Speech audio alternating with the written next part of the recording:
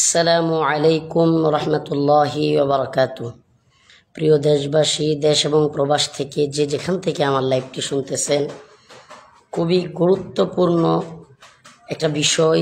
গতকাল আমি যখন ঢাকার দিকে যাচ্ছিলাম হলো বিজয় মিছিলে শরীক হতে কিংবা মুরব্বীদের সাথে সাক্ষাৎ করতে, সমন্বয়ক ভাইদের সাথে সাক্ষাৎ করা যায় কিনা সেই চিন্তা করে আমি ঢাকার দিকে রওনা হই। আমি মাওনা থাকাকালীন আমি শুনতে পারি কাশিমপুর কারাগারে, আমরা বিভিন্ন মাধ্যমে জানতে পারি, যেহেতু কারাগারে দীর্ঘদিন ছিলাম, কারাগারের বিভিন্ন জনের সাথে আমাদের সম্পর্ক আছে, সেই সুবাদে আমার কাছে একটা মেসেজ আসে যে কাশিমপুর কারাগারে জেল সুপার, হাই সিকিউরিটির জেল সুপার সুব্রত কুমার বালা সে বন্দীদের উপর গুলি চালাচ্ছে। ঘটনার সূত্রপাত, বন্দীরা যখন শুনতে পারে জালেম হাসিনার পতন হয়েছে, তখন অনেক বন্দীরা হই হুল্লোড় করে এবং বিজয় মিছিল করতে থাকে। তো সে এটাকে বন্দি বিদ্রোহ বলে কারারক্ষীদেরকে নিয়ে সে গুলির অর্ডার দেয়। এই সুব্রত কুমার বালা ইসকনের সদস্য। অনেকেই, আমি যখন কারাগার গেটে গেলাম সেটাকে আমি অতি উৎসাহী, আবেগী, এই সেই, মানে যেসব মানুষগুলোর কাজ নাই, এসব মানুষগুলোর কাজই হচ্ছে মানুষকে সমালোচনা করা আর ভাগবাটোয়ারা নিয়ে ব্যস্ত থাকা। যে সমস্ত মানুষগুলো এই সমস্ত কথাগুলো বলেছেন যে কেন গেলাম অতি উৎসাহী, আবেগী, আমার কাছে সুনির্দিষ্ট নিউজ আসছিল যে কাশিমপুর কারাগারে অনেককেই গুলি করা হয়েছে। তখন আমি যাই, আশপাশের এলাকার যারা আছে তাদেরকে নিয়ে আমি অবস্থান নিই কারাগারের সামনে। আস্তে আস্তে লোক বাড়তে বাড়তে হাজার হাজার লোক হয়ে যায়। অনেক স্বজনরা আহাজারি শুরু করে, এক মা আমার কাছে কান্নাকাটি শুরু করে।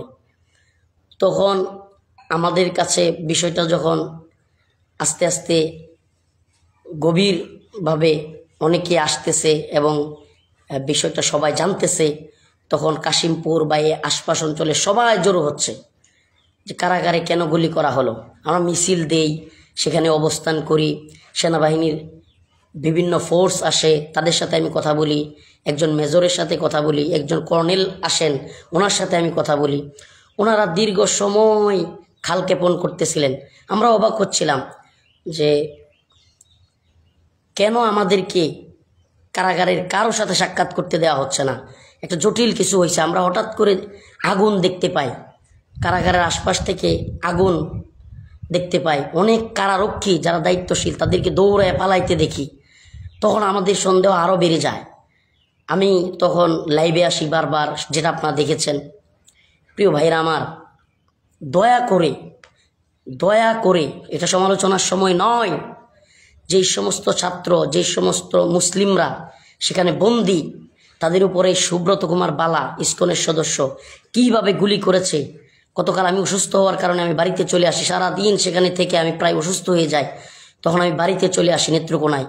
এখন আমি নিজে যখন শেখ মাহমুদ হাসান গনবী সহ অন্যান্য ওলামায়ে কেরামকে বললাম যে ভাই, আমি শুনতে পেরেছি গাজীপুরের শহীদ তাজউদ্দিন মেডিকেলে অনেকের লাশ আছে, আমার কাছে আরেকটা নিউজ আসে।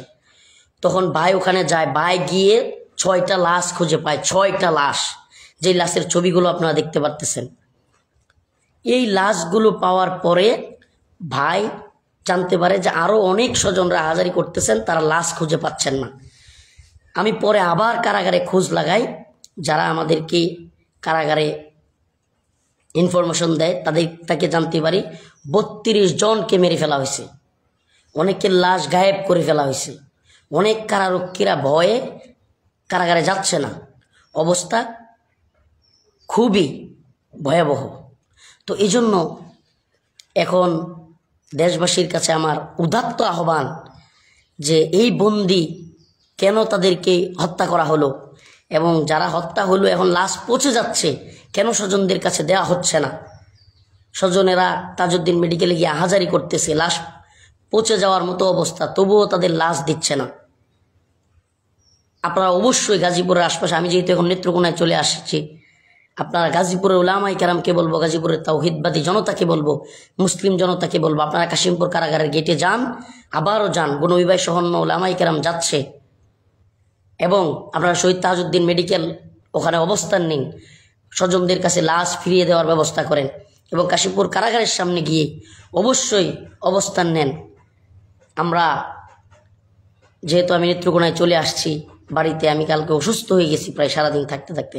আমাদের উপর হেলিকপ্টারের টহল চলেছে, হেলিকপ্টার থেকে বন্দুকের নল দিয়ে বলা হয়েছে সরে যাওয়ার জন্য। মানে অবস্থাটা এতই ভয়াবহ ছিল, সেনাবাহিনীর ইউনিট একের পর এক আসতেছিল। তারা আমাদেরকে বারবার বলতেছে যে এখানে কোনো হতাহত হয় নাই, হুজুর কিছুই হয় নাই।